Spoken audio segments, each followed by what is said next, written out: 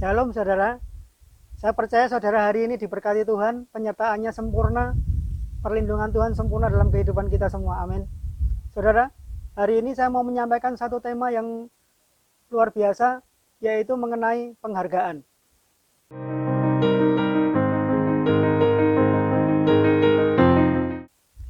Berbicara mengenai penghargaan saudara, kita ada di penghujung akhir zaman.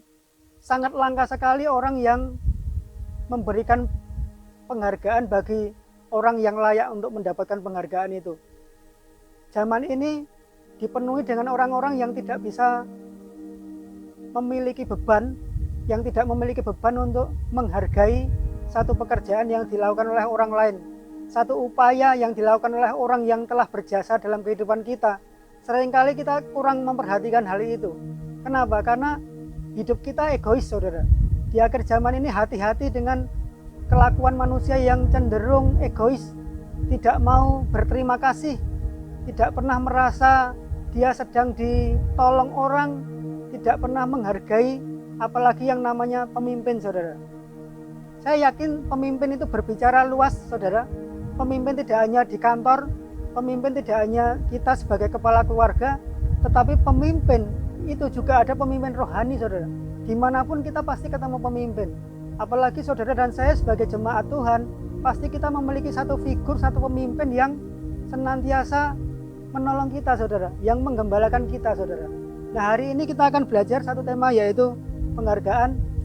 Saya akan buka ayatnya di dalam 1 Tesalonika 5 ayat 12 dan 13. Kami minta kepadamu, saudara-saudara, supaya kamu menghormati mereka yang bekerja keras di antara kamu, yang memimpin kamu di dalam Tuhan dan yang menegur kamu, dan supaya kamu sungguh-sungguh menjunjung mereka dalam kasih karena pekerjaan mereka. Hiduplah selalu dalam damai seorang dengan yang lain. Saudara, di sini Rasul Paulus bersama dengan rekan sepelayanannya Silvanus dan Timotius, dia mengatakan, kami minta kepadamu, saudara. Dan kenapa Rasul Paulus sampai minta seperti itu? Berarti ada satu penekanan, ada satu nasihat yang diberikan Rasul Paulus kepada jemaat di Tesalonika, saudara. Apa yang mau disampaikan Rasul Paulus di sini, saudara? Supaya kamu menghormati mereka yang bekerja keras di antara kamu, saudara. Nah, kata menghormati ini dalam terjemahan Ibraninya yaitu aido. Artinya yang pertama adalah melihat dengan mata dan pikiran. Berapa banyak kita punya pemimpin gereja, pemimpin rohani, gembala, yang kita itu jarang sekali kita melihat dengan mata dan pikiran kita, saudara. Seringkali kita beribadah, sudah selesai, kita tidak pernah ada hubungan yang manis dengan gembala kita. Apalagi sampai kita melihat dengan mata kita. Apa yang perlu dilihat? Tentunya seorang gembala, seorang pemimpin gereja, itu punya satu kehidupan, punya keluarga, dan seterusnya, saudara. Apa yang perlu kita lihat? Jelas di sini Rasul Paulus mengatakan supaya kamu menghormati mereka yang bekerja keras di antara kamu, supaya kamu melihat dengan mata kamu. Saya yakin bahwa jarang sekali, saudara, orang itu mau melihat kehidupan daripada pemimpin gerejanya, saudara. Lalu yang berikutnya yaitu arti menghormati, yaitu memahami, saudara. Nah, memahami di sini kita mencoba memahami pekerjaan dari si pemimpin kita. Apa yang dikerjakannya, saudara? Tentu kalau yang namanya pelayanan itu memerlukan satu energi, memerlukan satu aktivitas yang kadang-kadang juga di tengah kesibukan itu, di tengah melakukan pekerjaan pelayanan itu, saudara, pasti akan merasakan letih, saudara. Pasti suatu titik mereka merasakan lesu, saudara, kelelahan, saudara. Nah, kenapa kita perlu menghormati pemimpin? Mengapa? Karena yang pertama adalah bekerja keras. Orang yang bekerja keras itu layak, saudara, untuk mendapatkan penghargaan, saudara. Orang yang melayani layak mendapat upah. Dan upah itu tidak berbicara cuma semata-mata persembahan, saudara, tetapi juga perhatian. Bagaimana kita melihat dengan mata kita pekerjaan yang sudah dilakukan oleh hamba Tuhan, pekerjaan yang dilakukan oleh pemimpin kita, sehingga dengan melihat itu, saudara, kita akan muncul satu sikap yaitu menghormati tadi saudara. Dan jangan lupa tadi menghormati adalah melihat dengan mata dan juga memahami saudara. Mengapa kita harus menghormati pemimpin saudara? Yang kedua, karena mereka memimpin kamu dalam Tuhan. Alkitab ini menjelaskan bahwa orang yang memimpin kita di dalam Tuhan itu layak menerima penghormatan saudara. Kenapa? Kata memimpin ini adalah gembala kita mengawasi jiwa kita. Mereka berdoa buat saudara, mereka mengawasi saudara. Ketika saudara dalam pergumulan, betapa hati seorang pemimpin itu pasti akan ikut sedih saudara. Dia akan terus berdoa buat saudara, menjaga jiwa saudara, supaya apa? Saudara terpelihara, saudara mendapatkan sukacita dan damai sejahtera. Itulah tujuan dari pemimpin gereja saudara, pemimpin rohani. Makanya Rasul Paulus ini mengingatkan kepada jemaat Tesalonika yang hidupnya saat itu sudah tidak lagi bisa menghormati mereka yang bekerja keras, sehingga Rasul Paulus menyampaikan ini penting sekali saudara. Kami minta dengan sungguh-sungguh, sampai dia mengatakan seperti itu. Nah, kadang-kadang gembala kita juga memberi bantuan saudara. Saya kenal seorang hamba Tuhan, teman saya, dia sampai memberikan jemaatnya itu satu pelatihan pekerjaan, karena dilihat jemaatnya ada yang sedang mengalami dipecat dari pekerjaannya dan membutuhkan pekerjaan saudara. Bagaimana hati sang gembala ini sampai terpikir saudara, jemaatnya ini sampai diberikan satu kursus, satu keterampilan, sehingga jemaatnya ini mampu untuk mendapatkan penghasilan lagi saudara. Itulah tugas dari pemimpin saudara. Makanya seorang pemimpin itu layak mendapat penghormatan saudara, karena mereka bekerja keras menjaga jiwa saudara di dalam Tuhan. Dia juga yang memberi bantuan juga, dan saudara tahu bahwa bantuan kita tidak lihat nilainya saudara, tetapi perhatian dari si pemimpin ini. Makanya Rasul Paulus mengatakan bahwa kita harus menghormati mereka yang bekerja keras saudara.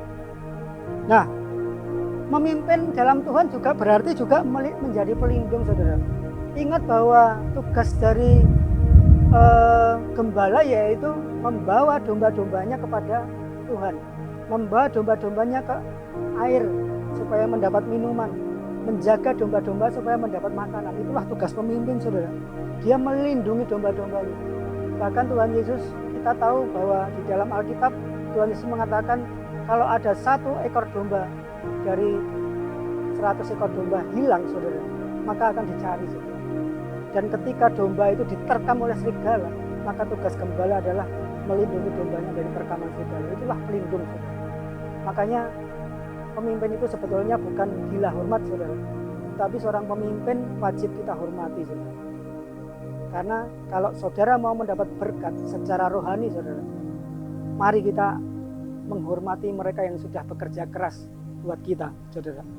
Lalu yang ketiga, mengapa kita harus menghormati pemimpin saudara? Karena pemimpin ini menegur saudara. Mereka tidak hanya bekerja keras, mereka tidak hanya memimpin kamu dalam Tuhan, mereka juga menegur kamu saudara. Ingat saudara, kalau tidak ada orang yang menegur kita, maka apa jadinya hidup kita? Domba itu adalah domba yang lemah sebetulnya. Domba itu perlu dituntun, perlu ditegur, perlu dihajar, supaya apa? Domba ini berjalan kepada Tuhan saudara, ke padang rumput yang hijau, yaitu padang rumputnya Tuhan saudara. Tugas gembala pemimpin yaitu menasihati, menegur saudara. Karena kalau tidak ada orang yang menasihati, jalan kita bisa melenceng saudara. Makanya bersyukur kalau saudara punya pemimpin yang bekerja keras, saudara wajib menghormati dia. Kenapa? Karena ini perintah Tuhan saudara. Karena kalau orang yang mengasihi Tuhan, dia akan melakukan perintah-perintahnya dengan sukacita saudara. Nah, lalu kita akan lihat berikutnya arti menghormati, yaitu menghargai saudara. Makanya judul kita tadi adalah penghargaan. Sekarang ini sangat langka sekali saudara, orang yang mau menghargai orang yang bekerja keras saudara. Kecenderungan yang ada adalah tidak peduli. Mungkin saudara bisa tidak peduli dengan pekerjaan seorang pemimpin. Ya udahlah, itu memang tugas pemimpin. Kalau kita punya prinsip sikap hidup seperti itu saudara, maka hidup kita tidak akan bisa diberkati Tuhan. Karena Tuhan juga melihat saudara, bagaimana sikap hati kita ketika, jangan lupa bahwa pemimpin itu adalah dipilih Tuhan. Pemimpin itu pasti ada panggilan khusus, saudara. Dia dipilih Tuhan, dia dipanggil Tuhan, dia diurapi Tuhan untuk menggembalakan saudara dan saya. Nah, lalu yang ayat berikutnya, saudara, yang pertama tadi menghormati artinya seperti itu. Lalu ayat yang berikutnya, dan supaya kamu sungguh-sungguh menjunjung mereka dalam kasih karena pekerjaan mereka. Kata menjunjung ini dalam bahasa Yunaninya adalah hegiomai. Artinya yang pertama yaitu menganggap, saudara. Dalam bahasa Inggrisnya dikatakan and to esteem them very highly in love. Esteem them very highly, menjunjung tinggi, saudara. Nah, menjunjung itu artinya menganggap, saudara. Coba saudara perhatikan orang yang bekerja keras yang sudah melayani saudara, kita harus menganggapnya, saudara. Kenapa? Karena pekerjaan itu sendiri, tugas yang dilakukan pemimpin itu sendiri, saudara. Kalau kita bisa menganggap seorang pemimpin, menghargai seorang pemimpin, maka kita akan diberkati Tuhan, saudara. Nah, mengapa kita perlu menjunjung tinggi, saudara? Yang pertama karena pekerjaan mereka. Kalau tadi bekerja keras, kalau yang pekerjaan ini adalah perbuatan. Apapun perbuatan dari gembala saudara, pemimpin rohani saudara, itu yaitu bertanggung jawab atas jiwamu. Itulah yang mereka lakukan, perbuatan mereka. Mungkin kita berpikir bahwa ya, kita tidak memungkiri bahwa ada hamba-hamba Tuhan tertentu, pemimpin rohani yang tidak menjadi kesaksian. Perbuatannya melenceng dari kebenaran firman Tuhan. Tugas kita bukan sebagai hakim, saudara. Apapun perbuatan dari pemimpin kita, baik ataupun jahat, saudara dan saya wajib untuk menjunjung tinggi, saudara. Menjunjung tinggi, saudara. Bukan hak kita untuk menghakimi. Itu urusan masing-masing kepada Tuhan, saudara. Kalau saudara bisa mentaati firman Tuhan seperti itu, apapun kondisi perbuatan dari pemimpin kita, baik atau jahat, maka saudara akan diberkati luar biasa. Saudara akan mengalami kemajuan yang luar biasa dalam rohanimu, saudara. Yang berikutnya yaitu arti pekerjaan, yaitu buah pekerjaan. Jadi setiap pelayanan pasti ada buahnya. Kalau seorang gembala sidang tadinya merintis cuma beberapa orang, akhirnya menjadi ratusan, puluhan, menjadi ribuan orang, itu artinya ada buah pekerjaannya, saudara. Nah, makanya Rasul Paulus mengatakan, hendaklah kamu menjunjung tinggi. Nah, bagaimana menjunjung tingginya ini? Jangan lupa ada kata kasih. And to, King James Version mengatakan and to esteem them very highly in love. In love, saudara. Jadi menjunjung tingginya ini dalam kasih. Apa arti dalam kasih?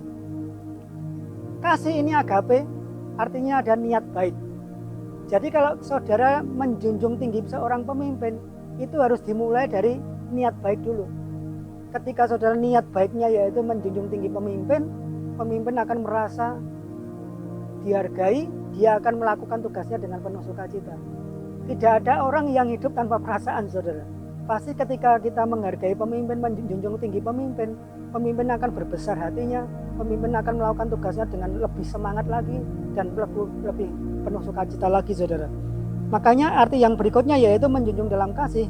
Kasih di sini juga artinya kasih sayang atau cinta. Orang yang cinta pasti akan memperhatikan pasangannya, saudara. Di sini seperti hubungan kekasih, saudara. Seorang kekasih sedang pacaran atau suami istri, hubungan antara jemaat dan pemimpin juga seperti itu. Ada kasih sayang, ada cinta. Ketika ada cinta, maka ada penghormatan, ada penghargaan, ada rasa menjunjung tinggi, saudara.